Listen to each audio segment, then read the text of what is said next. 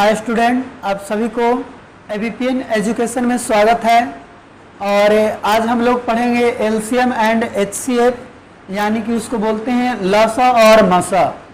जैसा कि पिछले वीडियो में हम लोग सरलीकरण पढ़ रहे थे और उसके पहले जो है फ्रैक्शन बहुत ही अच्छे तरह से क्लियर किया, और अब जो है एलसीएम और एचसीएफ के सारे कॉन्सेप्ट को बारी बारी से बहुत ही अच्छे तरह से समझेंगे।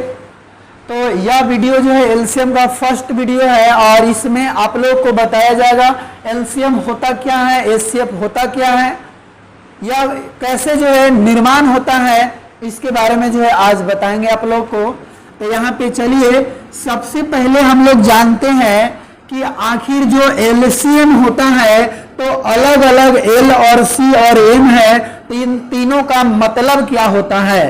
तो आप देखिए यहाँ पे इसको एलसीएम और एलसीएम का मतलब होता है लोएस्ट कॉमन मल्टीपल,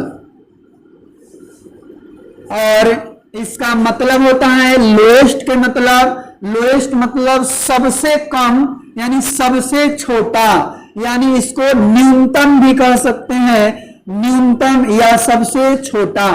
कॉमन का मतलब होता है कि वैसा चीज जो दो या दो से अधिक चीजों में शामिल हो, अर्थात इसको हम लोग बोलते हैं उभयनिष्ठ। उभयनिष्ठ का मतलब जैसे यहाँ पे समझे, अगर यह एक घर है और ये वाला भी एक घर है, दो घर ले लिए और यहाँ पे हम कुछ सामान ले रहे हैं कि इस घर में किताब रहता है, फिर कॉपी भी रहता है, कलम भी रहता है, मान लेते हैं ऐसी कुछ एग्जाम्पल। और इसमें क्या रहता है, यानी कि फल रहता है, फिर कॉपी रहता है और यहाँ पे पेंसिल रहता है। तो हम कहेंगे कि बताओ इस दोनों में कॉमन चीज क्या है, तो आप लोग कहेंगे कॉपी दोनों में है, कॉपी दोनों में है, जिसके कारण कॉपी क्या है, कॉमन है, मतलब उभयनिष्ठ है। ठीक है, तो यही होता है कॉमन का मतलब उभयनिष्ठ। और मल्टीपल का मतलब होता है, इसका मतलब होता है गुणज। क्या होता है, गुणज।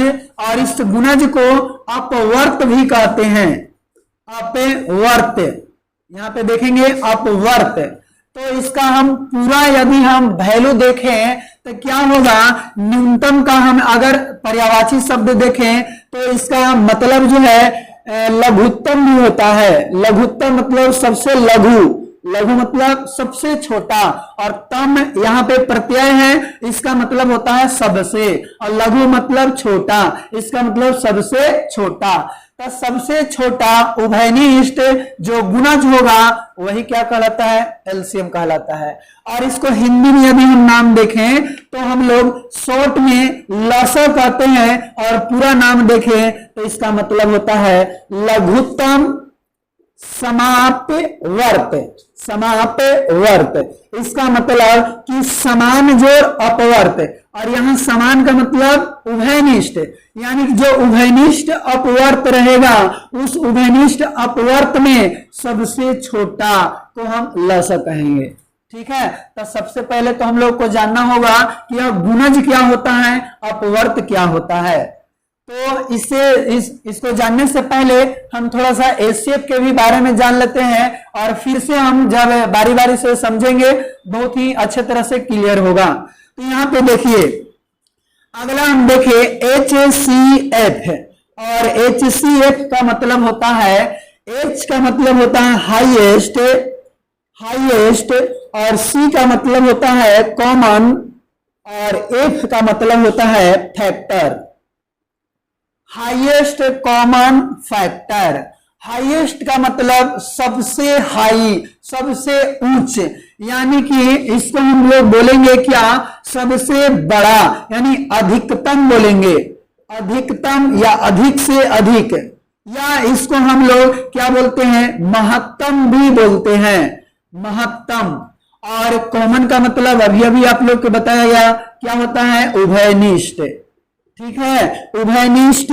और फैक्टर का मतलब होता है, या फैक्टर का मतलब भाजक या गुणनखंड, गुणनखंड या इसको अपवर्तक भी कहते हैं, अपवर्तक।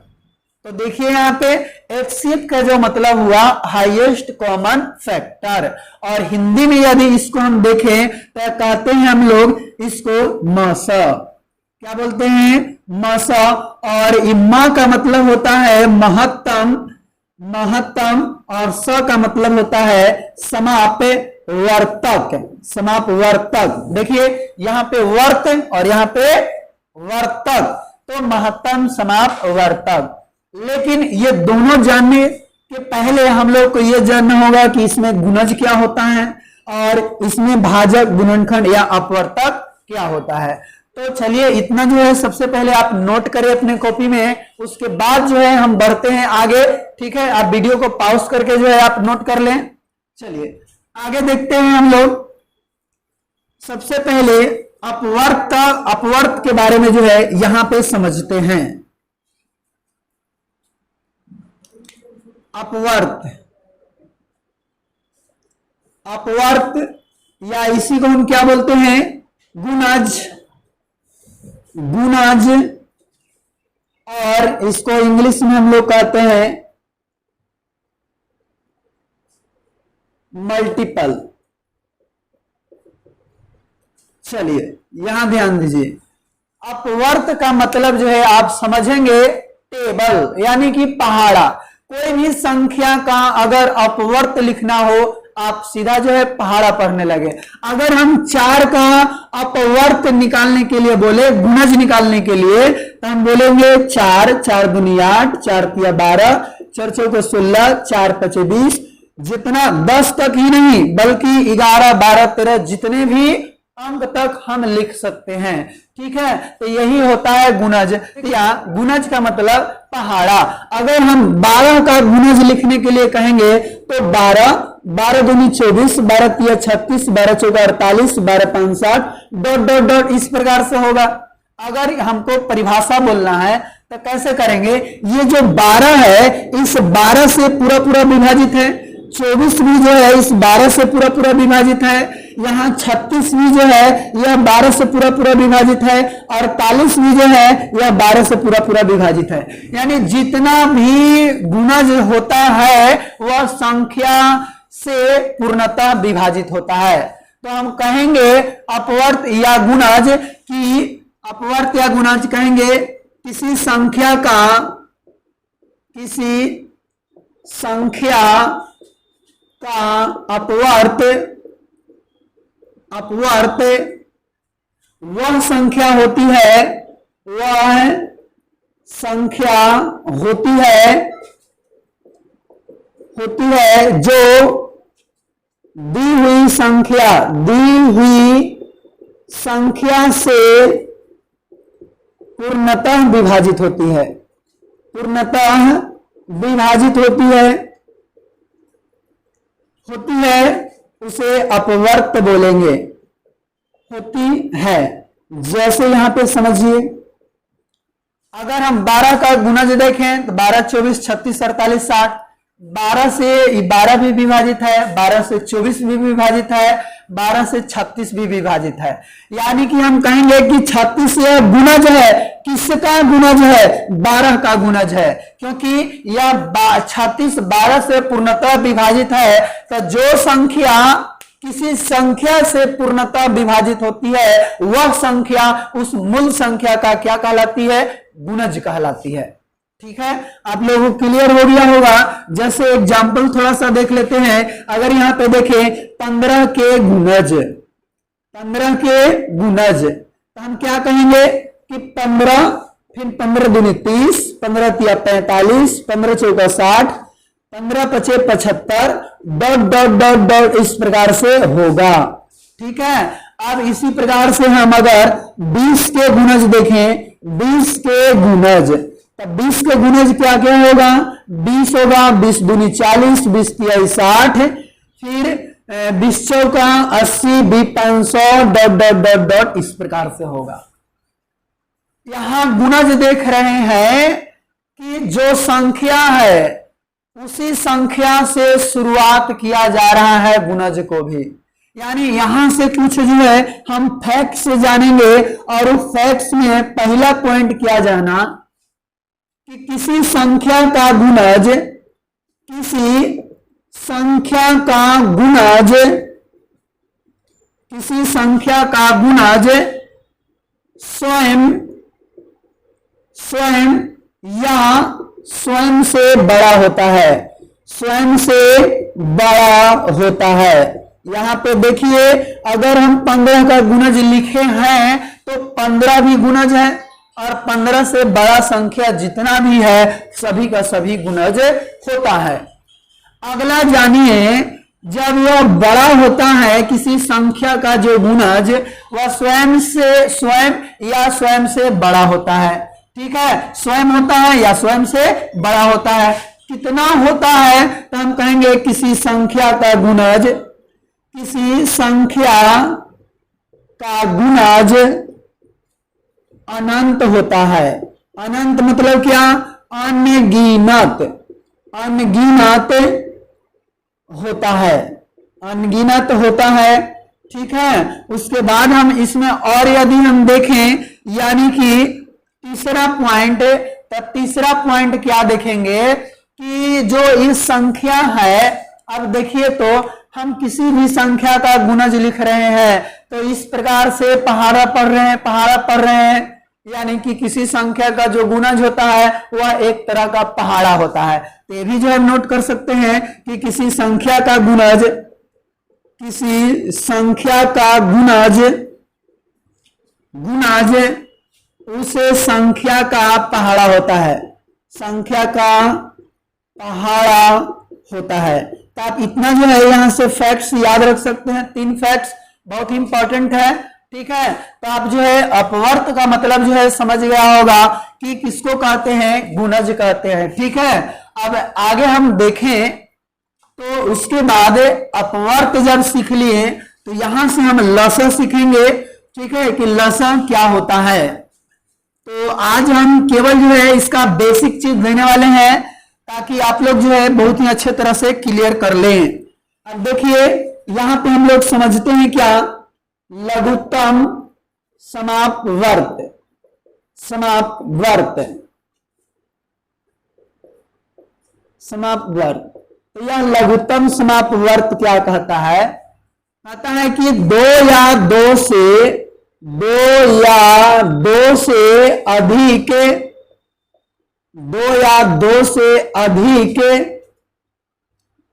संख्या का लसह वह छोटी से छोटी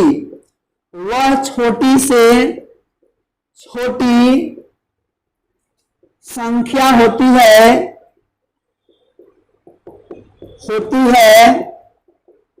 जो दी हुई संख्या से पूर्णतः विभाजित होती है, पूर्णतः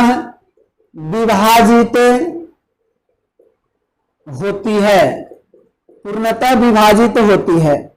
यहां पे परिभाषा कुछ इस प्रकार से है, लेकिन आप लोग समझेंगे। कहता है 2 या 2 से अधिक संख्या का जो लसा वह छोटी से छोटी संख्या होती है जो दी हुई संख्या से पूर्णतः विभाजित होती है। अगर हम बात करें कि 12 एवं 15 का लसा निकाले, 12 एवं 15 का लसा निकाले, तो यहां पे लसा हम निकालेंगे तो यह 2 संख्या है, और ये 2 संख्या में ऐसी छोटी से छोटी संख्या खोजिए जो 12 से भी विभाजित हो जाए, 15 से भी विभाजित हो जाए। ठीक है, तो हम लोग क्या करते हैं, सबसे पहले अपवर्त निकालते हैं। यानी कि इसका हम अगर सॉल्यूशन देखें तो हम क्या कहेंगे कि 12 का गुणज यानी अपवर्त क्या होता है। तो कह सकते हैं कि 12 होगा, 12 दूनी 24 होगा, 12 तिया 36, 12 चौका 48, 12 पंच 60, 12 छक 72, 12 सत्ते 84, 12 8 96 डॉट डॉट डॉट डॉट इस प्रकार से रहेगा। और 15 का लसा देखें, 15 का गुणज, तो 15 का गुणज क्या होगा, तो हम कहेंगे 15, 15 दूनी 30, 15 तिया 45, 15 चौका 60 और 15 पचे 75 और 15 छक्का 90 डॉट डॉट इसी प्रकार। 15 सते यहां पे देखिए तो 135, 15 सते 105 इस प्रकार से डॉट डॉट आगे की ओर बढ़ते जाएगा। तो यहां गुणज में देखेंगे, अब गुणज में देखेंगे वह छोटी से छोटी संख्या कौन है जो 12 से कट जाए, 15 से कट जाए।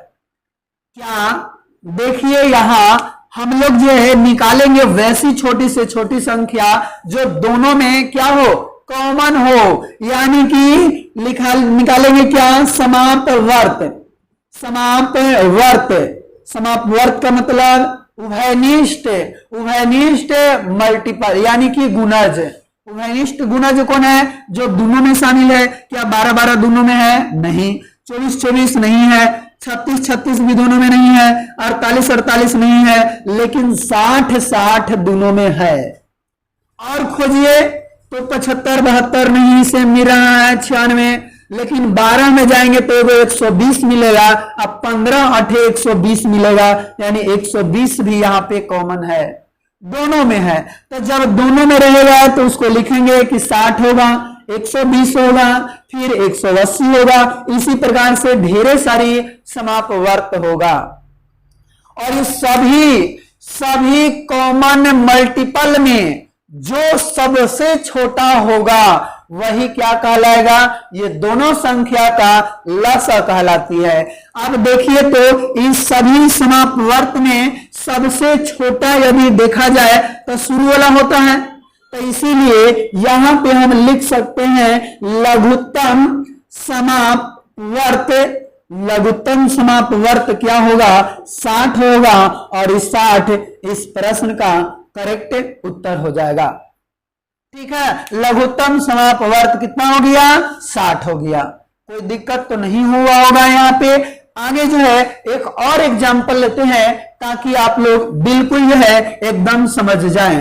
तो चलिए, यह जो है बेसिक तरीका है कि आखिर एलसीएम हम लोग कैसे निकालते हैं, और फिर हम आगे बताएंगे एलसीएम निकालने का बहुत सारा जो है विधि बताएंगे, आसान आसान जो है बताएंगे। तो अभी जो है आप बेसिक सीख ले एक बार। चलिए अगला हम क्वेश्चन ले लेते हैं यहाँ पे कि 18 एवं 24 का लसा निकाले। 18 एवं यहाँ पे 3 लोग की ले लेते हैं, ठीक है। 18, 15 तथा 24 का लसा निकाले,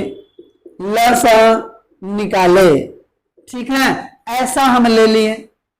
अब देखिए थोड़ा सा यहाँ पे गौर कीजिए, अगर हम सभी का बारी बारी से गुणज निकालते हैं, यानी कि पहले 18 का गुणज, 18 का गुणज तो कौन होगा, 18 होगा 36, 18 तिया 54, 18 चौक 72, 18 पचे 90, इसी प्रकार से डॉट डॉट डॉट डॉट जाते रहेगा।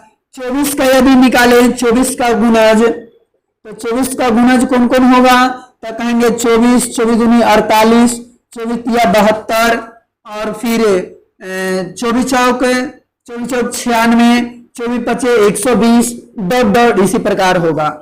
और सॉरी यहाँ पे 15 का, अच्छा फिर अभी जो है निकाल रहे हैं 15 का गुणज। अब 15 का गुणज निकालेंगे तो क्या हो जाएगा, 15 15 दूनी 30, 15 तिया 45, 15 चौका 60, 15 पचे 75 और 15 छक्का 90 डॉट डॉट डॉट डॉट ऐसा हो जाएगा। अब हम लोगों को निकालना क्या होगा, समाप्त वर्त। समाप्त वर्त इसका मतलब होता है कॉमन मल्टीपल, ठीक है। कॉमन मल्टीपल हम निकालेंगे यहां, यानी कि ये तीनों में कौन ऐसी संख्या है जो कॉमन है। कॉमन मतलब सभी में मिलने वाला है। तो 18 18 सब में नहीं मिल रहा है, 36 36 सब में नहीं मिल रहा है, 54 54 सब में नहीं मिल रहा है, 72 72 सब में नहीं मिल रहा है। अब आप लोग देख रहे होंगे सर ये दोनों में 72 मिल रहा है, जी मिल रहा है, लेकिन तीनों में मिलर रहना चाहिए, वही जो है कॉमन होगा। ठीक है, तो 72 72 केवल दुएगो में मिला। यहाँ 90 90 देखेंगे दुएगो में मिला, इसमें नहीं है तो इसको भी छोड़ देंगे।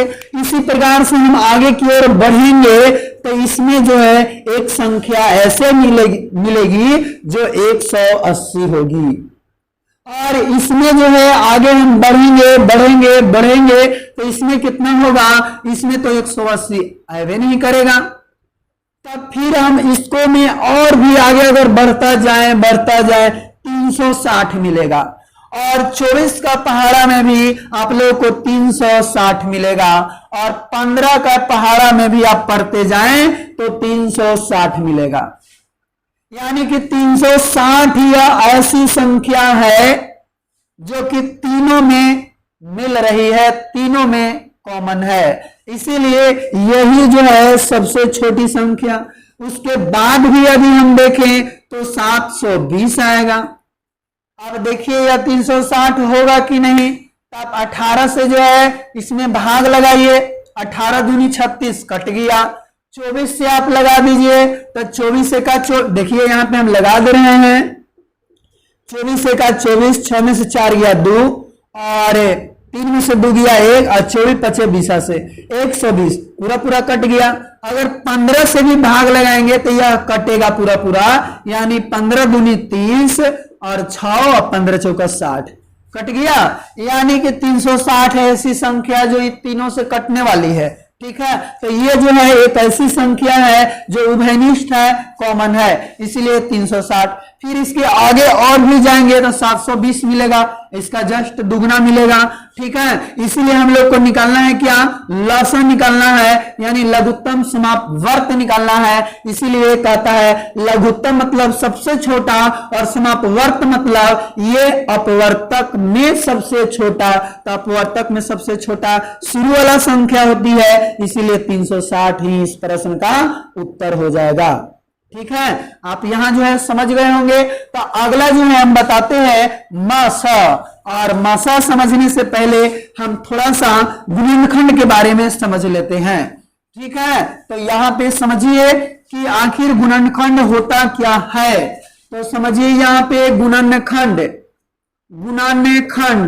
और यह गुणनखंड को हम लोग भाजक भी कहते हैं, डिवाइजर, और इसको जो है हम लोग अपवर्तक भी कहते हैं। ठीक है, अपवर्तक या गुणनखंड का मतलब होता है फैक्टर, और भाजक का मतलब होता है डिवाइजर, अपवर्तक का भी मतलब होता है फैक्टर। तो सबसे पहले हम लोग फैक्टर समझते हैं।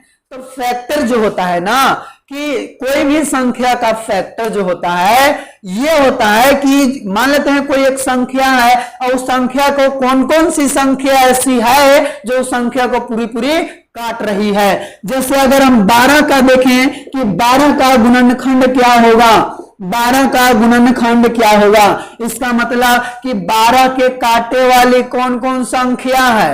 12 का गुणनखंड देखे, इसका मतलब कि 12 के काटे वाली कौन कौन संख्या है, तो कहेंगे 1 भी 12 के काट देगा, 2 भी 12 को काट देगा, 3 भी 12 को पूरा पूरा काटना चाहिए, और 4 भी, 6 भी, और फिर 12 भी। इतना ही संख्या है जो 12 को पूरा पूरा विभाजित कर सकती है, इसके अलावा और कोई ऐसी संख्या नहीं है जो 12 को पूरा पूरा काट सकती है। इसी कारण हम लोग जो है यहां पे कहेंगे ये सभी संख्या जो है यह 12 का गुणनखंड कहलाएगा। परिभाषा की अगर बात करें, कहेंगे किसी संख्या का गुणनखंड वह संख्या होती है जो दी हुई संख्या को विभाजित कर देती है। यानी 1 जो है 12 को विभाजित कर देगी, 2 12 को विभाजित कर देगी, 3 12 को विभाजित कर देगी, 4 12 की विभाजित कर देगी, 6 भी 12 की विभाजित, 12 भी 12 की विभाजित। सभी जितना भी गुणनखंड है वह सभी के सभी मूल संख्या को विभाजित करेगी, इसी कारण सभी को हम गुणनखंड कहते हैं। अब समझिए, इसका यहाँ पे परिभाषा लिख रहे हैं कि किसी संख्या का गुणनखंड वह संख्या होती है जो दी हुई संख्या को पूर्णतः विभाजित करती है, पूर्णतः विभाजित करती है, उसे गुणनखंड कहते हैं, गुणनखंड कहते हैं। हम इसी प्रकार से जी आप लोग को हम बोल दें कि बताइए आप लोग 15 का गुणनखंड को क्या क्या होगा, तो आप लोग सोचेंगे मन में जो है क्या सोचेंगे कि 15 के काटे वाली कौन कौन संख्या है। 15 का गुणनखंड कहें तो आप लोग क्या सोचेंगे कि 15 के काटे वाली कौन कौन संख्या है, तो कहेंगे 1 भी 15 के काट देगा, और 2 तो नहीं काटेगा, 3 भी 15 को काट देगा, फिर 5 भी, और 10 नहीं काटेगी, और फिर 15 काटेगी। यानी ये जो 4 गो जो गुणनखंड है जिस 15 को पूरा पूरा काट देगी, तो इसीलिए ये चारों के चारों क्या कहलाएगी, 15 का गुणनखंड कहलाएगी। इसी प्रकार से हम यहाँ पे ले लेते हैं अगला कि बताइए आप लोग 18 का गुणनखंड, 18 का गुणनखंड। तो यहाँ पे देखिए 18 के काटने वाला कौन कौन है, 1 होगा, फिर कौन होगा, 2 होगा, 3 होगा, 4 नहीं होगा, 5 नहीं होगा, 6 होगा, फिर 9 होगा, फिर 18 होगा। ये इतना होता है, ठीक है, ये गुणनखंड कहलाता है। अब ये जब गुणनखंड देखें एक से कुछ फैक्ट्स जो है आप लोग जाने, तो पहला क्या कहता है कि किसी भी संख्या का गुणनखंड, यानी किसी भी संख्या का जो फर्स्ट गुणनखंड होता है वह कौन सा होता है, 1 होता है। यानी कि किसी भी संख्या का गुणनखंड जो पहला गुणनखंड होगा 1 होगा। तो ये बात लिखेंगे, किसी भी संख्या का प्रथम गुणनखंड क्या होता है जी, 1 होता है, 1 होता है। और किसी भी एक और बात जानेंगे, इसका कहेंगे सबसे बड़का गुणनखंड बताओ, तब बड़का गुणनखंड स्वयं होता है। यानी कि किसी भी संख्या का सबसे बड़ा गुणनखंड क्या होता है, स्वयं होता है, स्वयं होता है। और यदि हम बात करें यानी कि आप वर्त देख रहे थे, गुणज देख रहे थे, तो उसकी संख्या अनंत हो रही थी, लेकिन इसकी संख्या अंत होगी। अंत मतलब फिक्स, निश्चित, सीमित। यानी कहेंगे किसी संख्या का गुणनखंड, यहाँ पे जो है गुणनखंड लिखाएगा, गुणनखंड, किसी संख्या का गुणनखंड की संख्या निश्चित होती है, यानी निश्चित होती है, यानी गिन सकते हैं कि कै गो होता है, ठीक है। इस प्रकार से हम कहेंगे 15 का कै गो गुणनखंड है, तो 1 2 3 4। 18 का कै गो गुणनखंड है, 1 2 3 4 5 6। ऐसे हम लोग गिन सकते हैं। लेकिन आप लोग को मन में आ रहा होगा, सर अगर बहुत बड़ा बड़ा संख्या रहे तो उसका हम लोग गुणनखंड को कैसे गिन सकते हैं, गिनने में तो काफी समय लगेगा। नहीं, सब चीज का जो है यहाँ पे समाधान है। अभी जो है आप लोग को बता दे रहे हैं कि हम उसको बड़ी से बड़ी संख्या भी रहे तो उसके गुणनखंड को कैसे गिन सकते हैं। तो आप लोग इतना समझ गए होंगे, गुणनखंड के बारे में समझ गए होंगे। तो चलिए इतना जो है पहले आप नोट करिए, वीडियो को पॉज करके।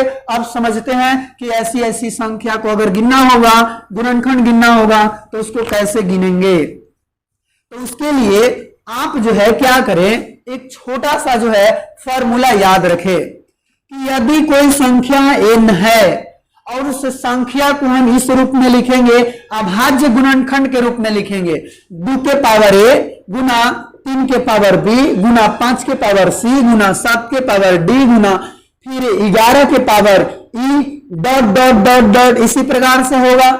अगर यहाँ पे गुणनखंड की संख्या निकालना है, गुणनखंड की संख्या, तो जितना भी सबके पावर है वो पावर में एक जोड़ के गुना कर देंगे, यानी पावर में एक बढ़ा के गुना कर देंगे तो वह गुणनखंड की संख्या निकल जाएगा। जैसे a+1 कर देंगे, इसका पावर a है तो a+1, इसका पावर b है तो b+1, इसका पावर c है तो c+1, इसका पावर d है तो d+1, इसका पावर e है तो e+1। इसी प्रकार से जितना भी संख्या हो सबको जो है हम एक बढ़ा के गुना कर देंगे, वह गुणनखंड की संख्या निकल जाएगा।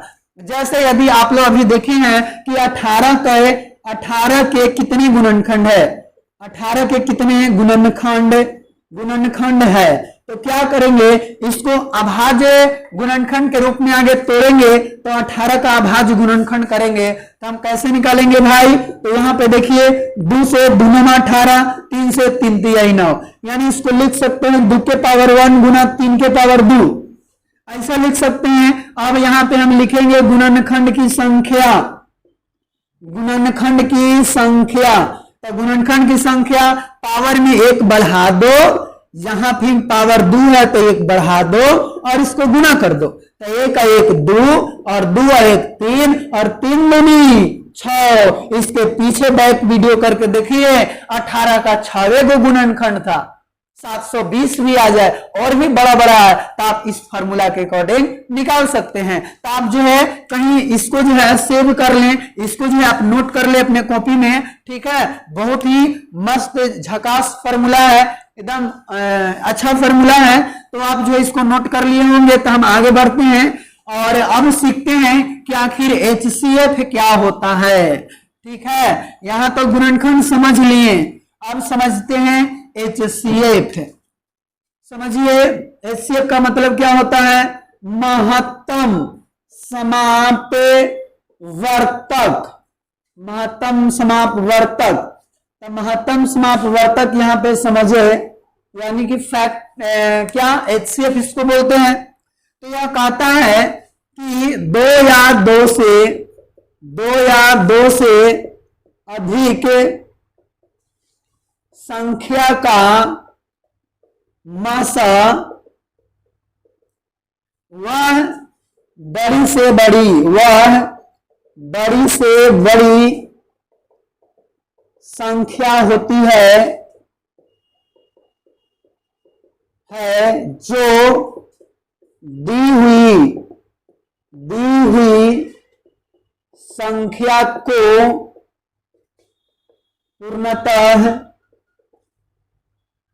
पूर्णतः विभाजित करती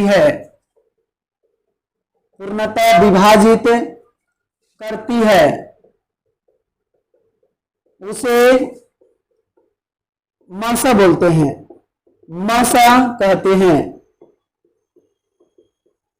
ठीक है। यानी कहता है कि 2 या 2 से अधिक संख्या का मासा वह बड़ी से बड़ी संख्या होती है जो दी हुई संख्या को पूर्णतः विभाजित कर देती है। अब यहां पे समझिए, मासा समापवर्तक है, इसका मीनिंग जो है आप लोग को कहीं HCF तो मिलेगा ही मिलेगा, लेकिन आपको कहीं क्या मिलेगा, GCD भी मिलेगा। और GCD का मतलब क्या होता है जी, तो इसका मतलब greatest common divisor, greatest common divisor. और ग्रेटेस्ट का मतलब क्या होता है, सबसे बड़ा, महत्तम यानी महत्तम, और कॉमन का मतलब समापवर्त, कॉमन का मतलब उभयनिष्ठ और डिवाइजर का मतलब भाजक, ठीक है। यानी कि हम लिख सकते हैं महत्तम उभयनिष्ठ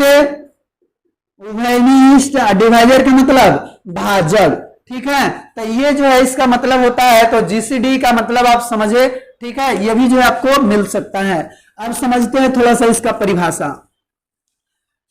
2 या 2 से अधिक संख्या, अगर हम यहाँ पे क्वेश्चन ले लेते हैं कि 2 या 2 से अधिक संख्या मतलब एक 15 तथा 12 का मासा निकाले, ऐसा कुछ क्वेश्चन आ गया, ठीक है। ऐसा क्वेश्चन आ जाएगा तो इसको क्या करेंगे, आगे 15 का क्या निकालेंगे, 15 का गुणनखंड, गुणनखंड। तो 15 का गुणनखंड कौन कौन होगा? 1 होगा, फिर 2 नहीं होगा, 3 होगा, 5 होगा और फिर 15 ही होगा। और 12 का गुणनखंड देखें, 12 का गुणनखंड, और 12 का गुणनखंड 1 होगा, फिर 2 होगा, 3 होगा, 4 होगा, 6 होगा और 12 होगा। मासा कहता है कि 2 या 2 से अधिक संख्या का मासा वह बड़ी से बड़ी संख्या होती है जो दी हुई संख्या को पूर्णतः विभाजित करती है। यानी कि इसका अगर हम मासा निकालेंगे तो ये जो देवल संख्या है इसको पूरा पूरा काट देगी। तो ऐसा इसमें खोजेंगे कौन ऐसी बड़ी से बड़ी संख्या है जो 15 को काट देती है, 12 को काट देती है। तब 3 तो बड़ी से बड़ी संख्या नहीं है, 15 और 12 बड़ा से बड़ा संख्या है, तो 15 खाली 15 के काटेगी, दोनों को काटना चाहिए। उसके बाद देखेंगे तो 6 तो दोनों में है नहीं, यानी सबसे पहले इसमें कॉमन देखेंगे कि समापवर्तक कौन है। समापवर्तक के मतलब कॉमन, तो कॉमन इसमें देखिए तो 1 1 है, फिर 3 3 है कॉमन, फिर और तो कुछ नहीं है भाई, यानी कि दुए जो है यहाँ पे कॉमन हमें निकला।